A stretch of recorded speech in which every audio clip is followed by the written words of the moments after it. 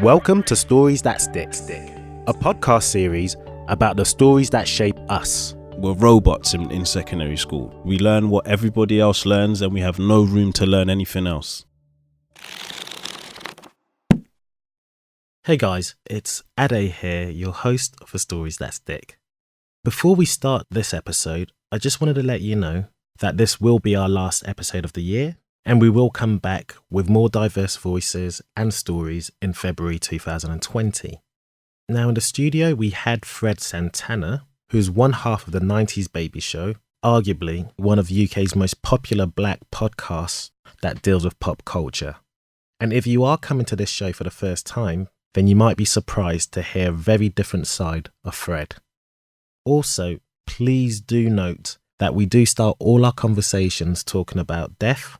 So if you are triggered by this conversation or this subject, then please do skip ahead to approximately the 3-minute mark. Also, if you are feeling the Christmas spirit, and I hope you all are, then please do review, rate and share our podcast because it really does help increase our visibility. Either way, I hope you guys all have a lovely Christmas and see you in February 2020. Take care. Bye.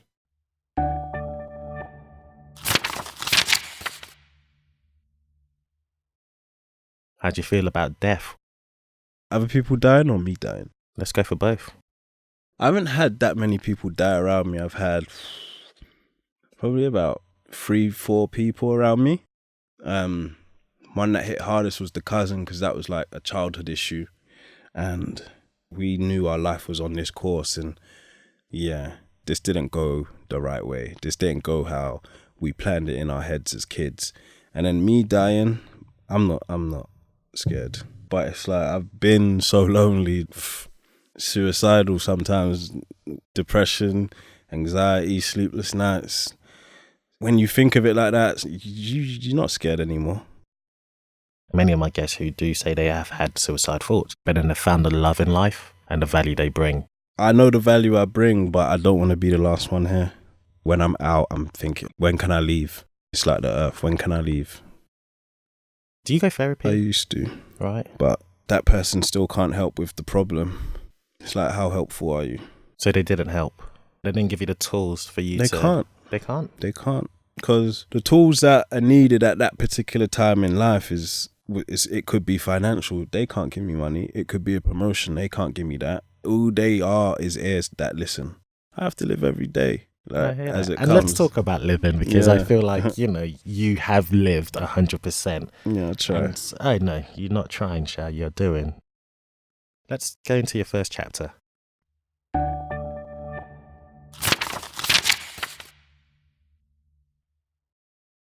Zero to 10, right? Mm.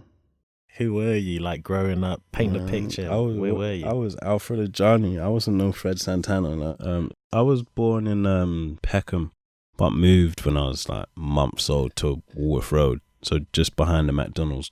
2 brothers, older brother, he's 1 year older than me. Younger brother, 3 years younger than me. Mum, dad, up until a certain age. Then I got aunties, uncles, they got kids. It's a big family, yeah. I bet Christmas is lit. Nope, not anymore. It was lit. Then you get older and you realise you might beef your brother, you know what I'm saying? And then you don't speak for that year or 2 and you don't link for Christmas. My mum or dad might beef their cousin and then they got kids the same age and you don't see them kids because them 2 parents ain't trying to be in the same room and you're thinking, wow, like, you're spoiling my fun. You haven't really said about fun memories. Even the pain I miss it. Really? It was an easier pain that I didn't even know was pain at the time, but I'm grateful for it. Like this morning I took a bucket bath just to remember I'm still poor, Yeah, there's more to do. You're not there yet. And it may be a case that I'm never there. And that's all right because I know I did something. You're doing something. I'm just going to reiterate that from my side of things. You are definitely doing something. But from 0 to 10. 0 to 10. You mentioned Biff and Chip. What was Biff and Chip to you at the time? The simplest time.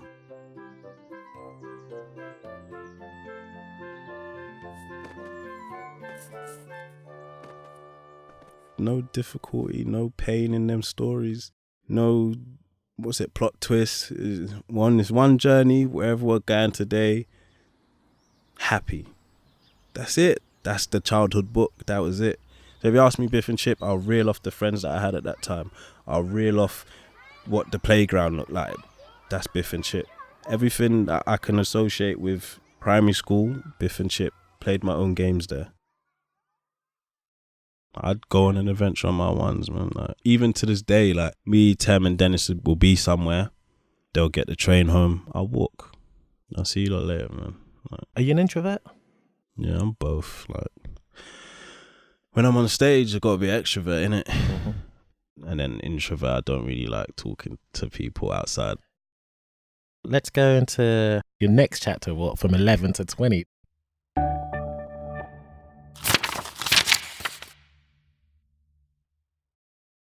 Talk to me.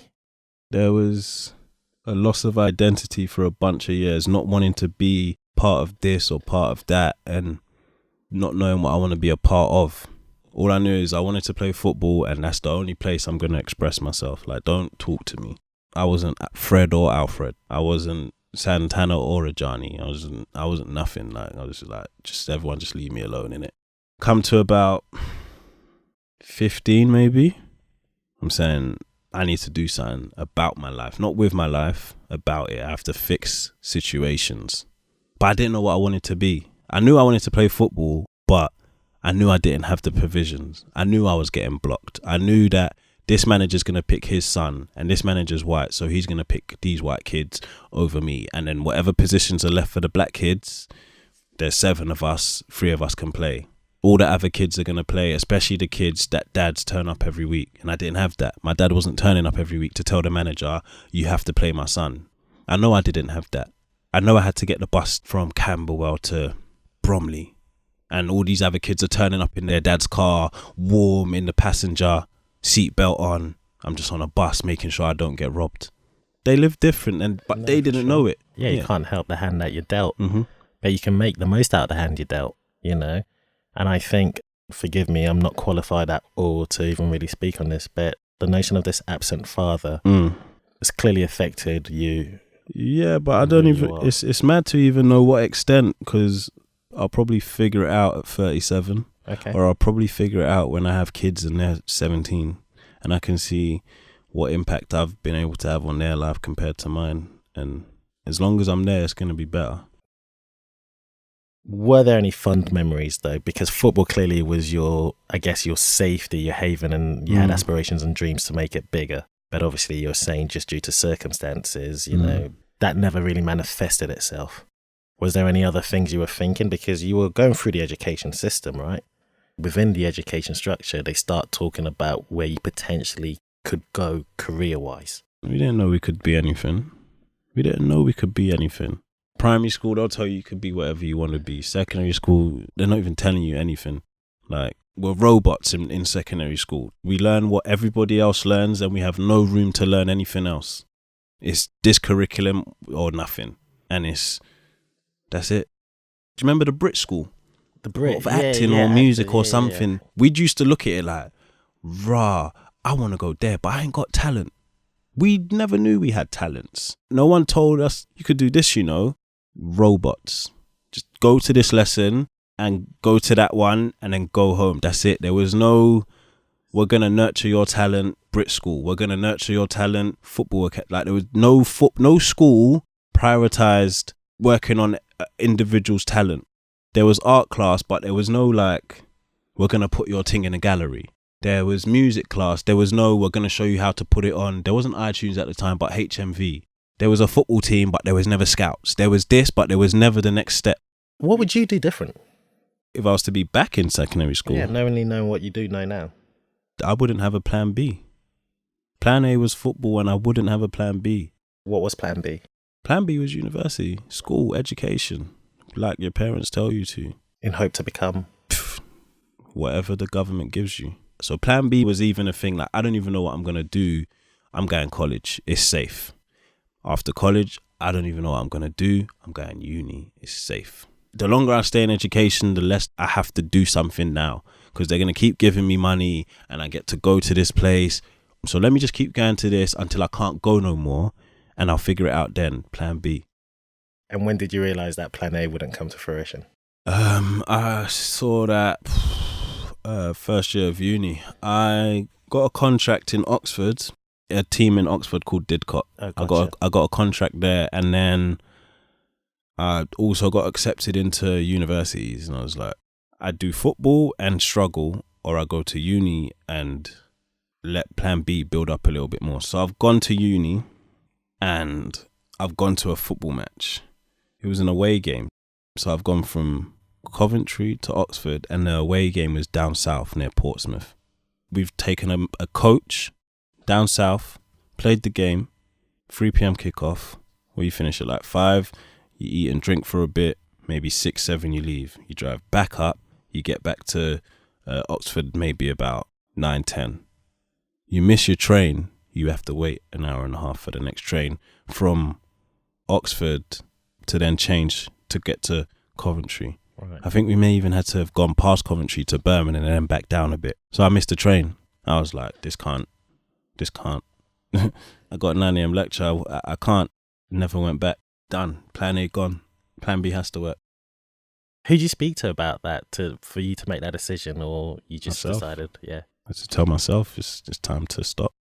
There was a few of us that said, yeah, today's the last day because we're 19. It's gone. The dream's gone now. We're 19, boys. Like, you look at each other and you think, that's it. But then we look at each other now 8 years later and say, we're here, you know? Yeah. Not all of us can become footballers, you know? What's your position? Just out of interest. I could play anywhere. What do you prefer to play? Striker. Is it? Yeah. Are you ambidextrous? No, I'm not both-footed, nah. Right, gotcha. No, I'm right-footed, but the left is for standing. Surprise. Yeah. Not a surprise. It's It's just the standing leg. That's all we use the left for. Like, everything's right-footed. But, yeah, on the dance floor, like, you lot dance. But on the football pitch, you watch me dance. We all have that one teacher that we can't help but remember. And you wrote Mr. Thomas. Who was he to you? This Mr. Thomas was black, and seeing him as a teacher definitely inspired a lot of people in my school to become teachers too, in the sense that they know that a whole bunch of black kids are going to come to this school in the next few years and be very lost. And if there's no black teachers there, and it's all these people that are coming in from Cambridge and getting teaching jobs in the city, they're doomed. A lot of people tell him that they can't. From there, I know a lot of kids have gone to either back to that school or other schools, and he was an inspiration to them to be that black figure in that school, that voice of discipline, reason. Like, it's the teacher that this one says, oh, you can't have that, and then he says, I'll deal with him. Once that teacher's gone, he gives you a sweets and says, go on. In front of them, he'll save you. Black savior. That was Mr. Thomas to you. Yeah, Mr. Thomas. Shout And out it was to that him, to man. 100%. It was that to so many other kids in that school. Respect on day one. You're black. Hello, sir. Yeah.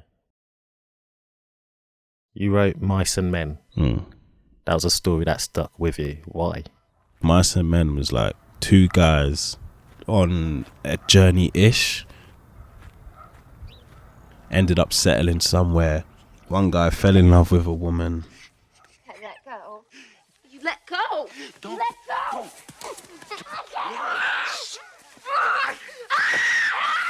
Yell! Don't do that! Georgia's gonna be mad if you yell. Ended up killing the woman. And then his friend ended up killing him. It's like, life. Like, it wasn't a happy ending, and I like that. That's probably what I like most about the book. Like, and that's probably what I started hating about films. I know I didn't write it. This is what the writer and the director all wanted to do. It's theirs. If I want something done a certain way, do it myself. But I'm just watching so many things and I'm just like, false. My thing isn't like that. Whose is like that? You get the girl at the end, you get the money, you get the job, you get the first time. Smooth. You get it. What?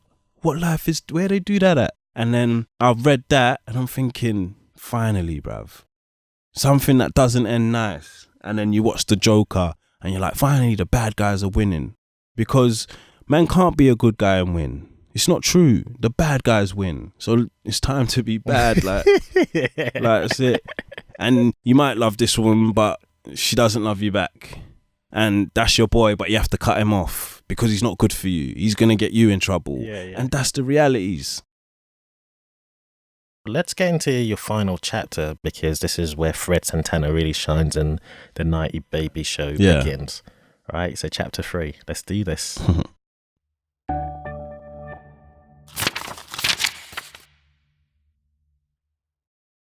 Your third decade, we've graduated from Coventry. Yeah. What degree did you do? What was this Nonsense. about? Sports marketing. So sports marketing. Now the aim was hopefully after having this degree to be in a sports marketing career. Didn't even know what it meant. But you did do something, and I'm all right. This is you, Fred, right? Where you went to Liverpool Street. No, Waterloo Station. Waterloo Station, my bad. Yeah. So after applying for about 300 jobs after graduating, having different kind of issues monetarily and needing more, like ASAP. Walking past Waterloo Station, saw commuters. I was like, everyone in there works somewhere. I'm the only person that doesn't. I need to be with one of these people. Cool. Walking past and I see them there. So I'll stop and say, where's the busiest spot? Over there, upstairs, downstairs. Cool. I'll be back in the morning. Got home.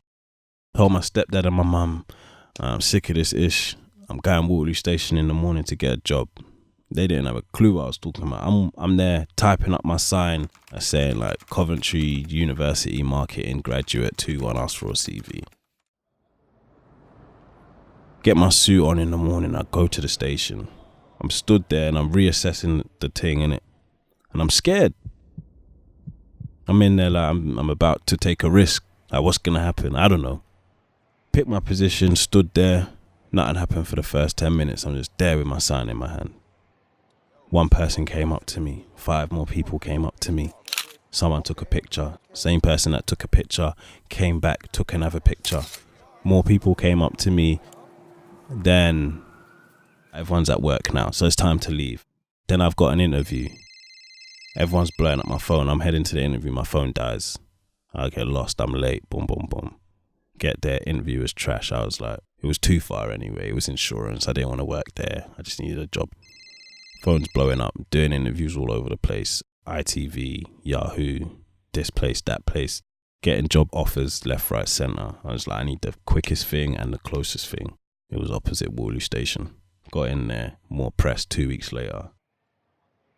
5 months down the road, now I go back to the Waterloo Station. Went back with another sign saying I'm hiring. That went viral as well. And then from there, like, Tem came into the same office as me, so I got him a job there. Then we was just talking at lunchtime, and it was like, yeah, it's time to do something else.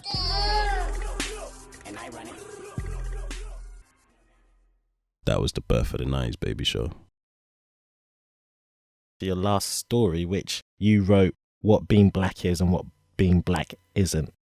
So there's a book. So this same youth club, there was a guy there named Jacob Whittingham, PhD, doctor, all sorts, and did a lot for the community. And he wrote a book, What Being Black Is and What Being Black Isn't. And in my head, I changed it to What Being Fred Is and What Being Fred Isn't. What don't I want people to see me as, and what do I want people to see me as? Yeah, I'm black, but that's not going to hold me back. Like, this is what I want to do, and I'm going to do it. That's it. I can and I will. Yeah, no, you know? I hear that. And that book was helped inspire and shape that. Yeah, it just told me that I don't have to do the like, there's some stereotypes that yeah, of course, that's me. Like, but there's some that I'm not going to let someone see me in a hoodie and think, this guy's a bit. I'll wear my hoodie in the office. I'll wear my tracksuit in the office. I could wear jeans too. I could wear trousers too. But because I'm wearing a tracksuit today, what, you think you can't work with me? I'm going to show you that I'm just as qualified. Like, I'm going to delete this imposter syndrome that I still have to this day, and a lot of people have too. Like, even we had an actor from Blue Story on the show today, and he went to the same school. He grew up in the same area, but none of us knew each other. It was very much you're over there and you're on this block and you go to that school and you go to that school, or you're in this year, you're in that year. And they said that they wasn't allowed to film in Deptford. But if you got to film that in Deptford, the 4-year-old coming home from school with his mum would have seen these black actors, black directors, black this person, black that person, and been inspired. They didn't allow it in the neighborhood. There's a lot we didn't see in our neighborhoods. Yeah, no, 100%. Like even Jadon Sancho opened a football pitch in Kennerton. He's still, what, 18, 19? Them 14, 15-year-old players that get to see a 19-year-old make it, they're going to be like, I'm going to make it in 3 years, watch me. And I'm going to open a pitch over there. And Stormzy, who has Murky books. Now these kids are reading books that are published by Murky, and it's like, I'm going to write 2 then. And then these kids that are seeing D11, the IKEA advert, they're going to be like, wow, I can make music for an advert. Yeah, I'm going to do that too. And they're seeing John Boyega in Star Wars, and they're seeing this. I'm going to be in the way. They're going to see me. They don't have to stand on the block till 3 a.m. hoping someone brings a meal. We got the platforms. We create the best content. And yeah, I'm not talking about 90s baby show. I mean black people. I know what you mean, 100%. So what's success for Fred Santana and what's success for 90s baby? And are they mutually exclusive? Both the same, yes. Social impact, inspiring people to let them know that they can. Yeah, As nothing extra like £1 million, nothing like that. It's like, nah, I'm not interested. Well, the 90s baby. I want it, like, but if I have it and I haven't inspired no one or put no one on or kept the door open for other people or met this person and made this change in society and open up that and help open up this. Have you ever watched The Black Godfather on Netflix? Avon Grant, I think his name is. It's something on Netflix that reinstalled it in me. I knew this is what I wanted, but seeing that, now I want it more. I want that social impact. I'm not going to lie to you. I feel like you guys are doing that. And I include Temmie in that and Dennis in that as well. Because we can't stop. You know, no, don't stop. It's necessary. So thank you.